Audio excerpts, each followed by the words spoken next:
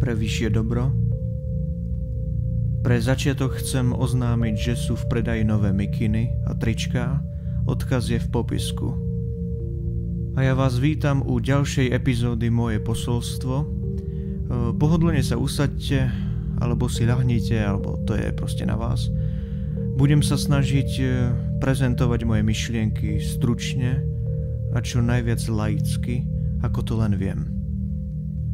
A v tomto videu si rozoberieme inovácie ľudstva, ktoré môžu zlepšiť život na tejto planéte do budúcich 10 ročí, povedzme. Inovácia má mnoho rôznych definícií, ale v kontextu tohoto videa mám na mysli lepšie riešenie súčasných problémov a tým pádom lepšiu budúcnosť našej rasy. Riešenie problémov dokonca takých, o ktorých ani netušíme, že ich máme.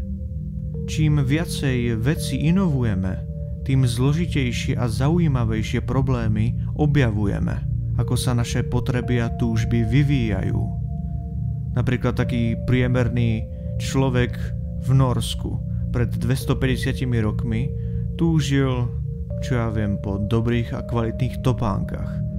Pred 150 rokmi zase túžil po bicykli. Pred 80 rokmi zase po aute. Pred 30 rokmi po lacných letenkách na Havaj. To, čo tým chcem povedať, je, že ako náhle dostaneme to, čo chceme, nezastavíme sa.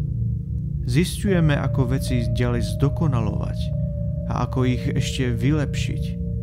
Tento nový svet, v ktorom žijeme, kde si užívame moderných technológií a všetkého, čo nám prináša moderná spoločnosť, existuje asi tak 0,1% z celej ľudskej histórie. Takže si na tento svet ešte len zvykáme. Má totižto dôsledky, ktoré sa môžu zdať silne neprirodzené. V takomto svete je vo vašom sobeckom záujme, aby sa každému človeku na tomto svete darilo. Je pre vás skrátka výhodné, keď sa ľudia z ďalekých zemí, o ktorých ste ani nepočuli, majú dobré. Existuje úprimný sobecký argument pre zmenu sveta v lepšie miesto k životu a prosperite. Pretože vo svete, v ktorom žijeme, platí, že čím viacej ľudí sa má lepšie, tým lepšie sa máte aj vy. A to všetko vďaka podstate inovácie. Tá je totižto v základe poháňaná ponukou a dopytom. Ponuka sa zvyšuje, keď má viacej ľudí slobodu a vzdelanie. Takže môžu prispieť k prosperite. Stanú sa napríklad vynálezcami, výskumníkmi, inžiniermi alebo mysliteľmi, ktorí prichádzajú s novými nápadmi. Dopyt sa zase zvyšuje, keď ľudia bohatnú a môžu za nové riešenia zaplatiť. Zväčšujú tak veľkosť trhu pre inovácie. Takže prirodzene, keď viacero ľudí niečo chce, môžu za to zaplatiť a to pritiahne pozornosť inovátorov. A zlepšovanie životov tých, ktorí sa majú najhoršie, má ešte znásobujúci efekt. Zvyšuje to ponuku po nápadoch a zároveň to zjednodušuje ich vymýšľanie. Napríklad taký liek na rakovinu. Pokiaľ je na svete miliarda ľudí, ktorí môžu zaplatiť liečbu rakoviny, inovácia sa bude riadiť práve touto ponukou. Vďaka tomu boli stovky miliard dolárov investované do lekárskeho výskumu. To sa síce výrazne prejavilo, ale stále sme sa k vyliečeniu rakoviny všetkých foriem ani zďaleka nepriblížili. Dnes každý 6. človek umiera na rakovinu a ďalším by si mohol byť kľudne aj ty. Teraz si predstavte, že by ponuka bola väčšia. Predstavte si miesto miliardu ľudí, ktorí by platili liečbu rakoviny, 3 miliardy alebo 7 miliard ľudí. Predstavte si, ako ďaleko by sa mohla medicína vyvinúť, keby sme do nej investovali 7-krát toľko, čo investujeme dnes. Okrem toho, V súčasnej dobe dochádza k obrovskému plýtvaniu ľudským potenciálom. Napríklad práca takého chudobného farmára v rozvojovej zemi nie je pre vás moc prínosná, pravda?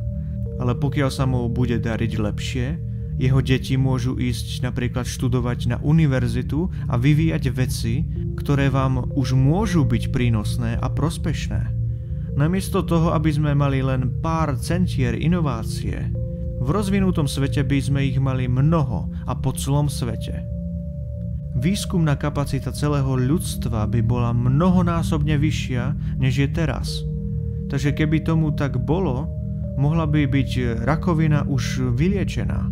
Pretože keby sme zaplatili 7-krát viacej peňazí na výskum, pracovalo by na ňom 7-krát viacej ľudí a mali by sme globálnu sieť lekárskeho výskumu.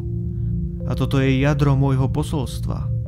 Čím viacej ľudí chce to isté, čo vy, tým väčšia šanca je, že to dostanete. A to je význam života vo svete, v ktorom dnes žijeme. Nedostanete viacej z toho pomyselného koláča, pokiaľ chudobné miesta zostanú chudobné. Viacej koláča dostanete, keď chudobné miesta zbohatnú a začnú prispievať k prosperite svojimi nápadmi a pomôžu piecť ten celosvetový koláč. Je vo vašom záujme, aby sa ľuďom na celom svete darilo. A to je moje posolstvo.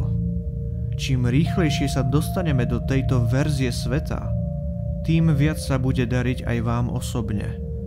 Bez ohľadu na to, aká je vaša motivácia, pracovať na lepšom svete je veľmi dobré. Je to dobré pre ostatných, ale hlavne je to dobré pre teba. V popise videa je link, kde si môžete objednať nové mikiny. Je tam aj Discord, kde sa môžete pridať k Tauronom a diskutovať o rôznych veciach. Je tam aj Facebook a Instagram, kde mi môžete hodiť follow. Takže pre vyššie dobro a prajem pekný deň.